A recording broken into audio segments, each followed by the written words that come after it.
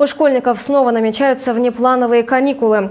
Сегодня ученики первой смены начальных классов снова остались дома. Эта неделя, по прогнозам синоптиков, будет по-настоящему морозной. 5 февраля ожидается метель и ветер с порывами до 25 метров в секунду.